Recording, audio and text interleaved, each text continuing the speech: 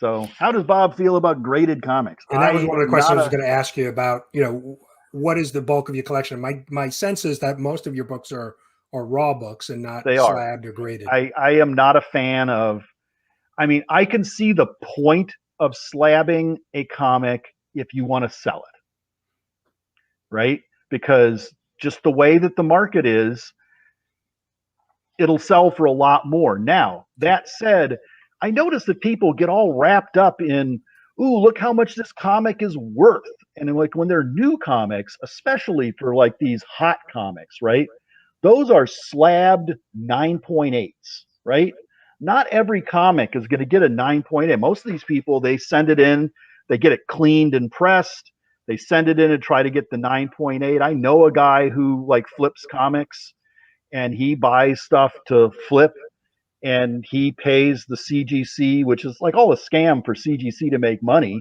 But they provide a service where it's like if it's not going to gray out as a 9.8, they won't slab it, and they charge a $10 or $15 fee to like pre-screen it and look at it and say, oh, that one's going to be a 9.6, so therefore it's worthless, right? It's just like, really? A 9.6 is worthless? Like most of my collection is 9.2 or 9.4. I would call it, I don't call something a 9.8, because it's not slabbed. And I'm not, and that's the other thing. It's like, unless something's going to sell for a couple of $100, but unless you like make a business of like sending in like tons of stuff, it costs, like they have volume discounts and like the people who really do it are getting better prices, but it's something like what, like $25 or $30 to get a book slabbed.